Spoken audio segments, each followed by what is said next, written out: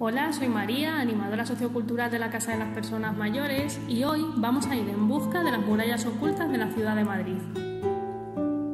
Imagínese que aparca su vehículo en un garaje subterráneo y que, buscando una plaza vacía, de repente pasa al lado de una antigua torre de vigilancia islámica que fue originalmente parte de las defensas amuralladas musulmanas de la ciudad.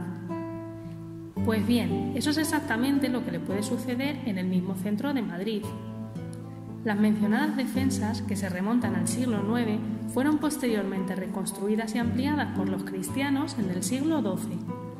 La mayoría de las murallas originales ya han desaparecido, pero en épocas recientes se han excavado algunos pequeños tramos de las mismas.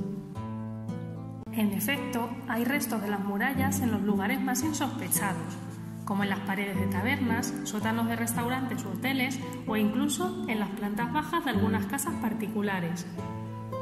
De las defensas que una vez protegieron a los ciudadanos musulmanes del Madrid original contra las incursiones cristianas, el segmento mayor, mejor preservado y de más fácil acceso se sitúa al sur de la Catedral de la Almudena.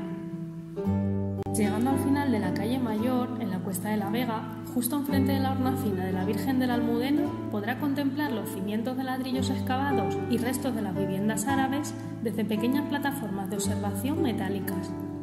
Un poco más abajo, al doblar la esquina, dispondrá de una buena vista de un largo tramo de la muralla original que una vez circundó la ciudad. Las murallas medían entre 3 y 5 metros de altura en todos los puntos y aproximadamente a cada 20 metros había una torre de vigilancia, la base saliente de una de las cuales aún resulta visible. Todos estos restos se encuentran expuestos a la intemperie en el Parque del Emir Mohamed I, donde anteriormente se celebraban obras de teatro y musicales en los programas de los veranos de la villa. En 2009 se reformó el parque con un diseño estilo al-Ándalus que pretende recordar la diversidad de culturas que han vivido en Madrid. Uno de los lugares más curiosos en el que se pueden observar restos de construcciones islámicas es en el aparcamiento público situado bajo la Plaza de Oriente. Se accede a dicho lugar por unas escaleras que se encuentran frente a la botillería del Café de Oriente, aunque si lo desea puede optar por bajar por el ascensor de cristal. Girando a la izquierda, pasando los lavabos y tras caminar 50 metros, llegará a unas ruinas musulmanas, situadas frente a la plaza de aparcamiento número 42, indicado en la columna.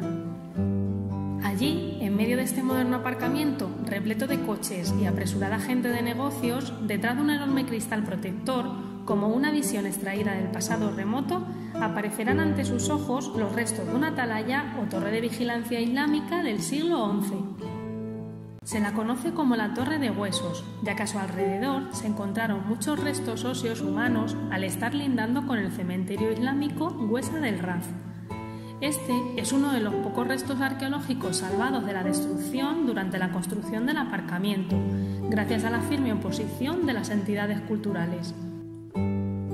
Si desea ver más ruinas de la muralla en la Plaza de Oriente, puede entrar en la antes mencionada botillería del Café de Oriente. Una vez dentro del café, descienda por las escaleras en espiral que conduce a los servicios y llegará a una cámara con puertas de vidrio llamada El Aljibe, que el establecimiento solo utiliza para eventos especiales. Ahí descubrirá que todo el suelo de la habitación está cubierto de vidrio, para permitir la observación de lo que antaño fueron los fundamentos de la muralla musulmana. El propietario del establecimiento ha añadido sus propios toques decorativos, como el moderno pozo de piedra y varias ánforas antiguas que trajo desde Sevilla. Las más grandes, hechas de arcilla, datan de los siglos XV y XVI, mientras que las verdes, más vetustas, proceden de la antigua Roma y datan del siglo III después de Cristo. En lugar de mirar las ruinas musulmanas a través de un panel de cristal, quizá prefiera inspeccionarlas mientras devora una hamburguesa. Su deseo puede hacerse realidad en un restaurante especializado en comida americana llamada Foster Hollywood, situado muy cerca, en la Plaza Isabel II 3, conocida como Ópera, ya que en ella se halla el Teatro Real, siempre con un amplio programa operístico. Allí, en el sótano, justo antes de llegar a los servicios, en el lado izquierdo, podrá ver parte de la antigua muralla que sobresale. Y para finalizar este vídeo, vamos a ver algunos de los lugares donde quedan restos de estas antiguas murallas. Las tres primeras ya las hemos mencionado, pero no está de más recordarlas. En el parking público bajo la Plaza Oriente observamos la atalaya Torre de los Huesos.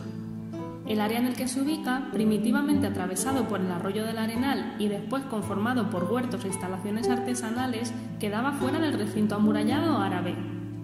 La torre del siglo XI se situaba justo al borde del barranco del arroyo y protegía los arrabales próximos. En el Parque Mohamed I, llamado así en referencia a Mohamed I de Córdoba, considerado el fundador de la ciudad, se encuentra un lienzo extenso de la muralla árabe del siglo IX. Cuando dejó de cumplir su función defensiva, fue utilizada como muro de carga para viviendas y palacios, lo que ha permitido su conservación hasta nuestros días. En la planta baja de la botillería del Café Oriente, su salón, El Aljibe, con capacidad para 50 personas, ofrece a los comensales la oportunidad de celebraciones privadas sobre los restos de la antigua muralla árabe de Madrid gracias a su suelo acristalado.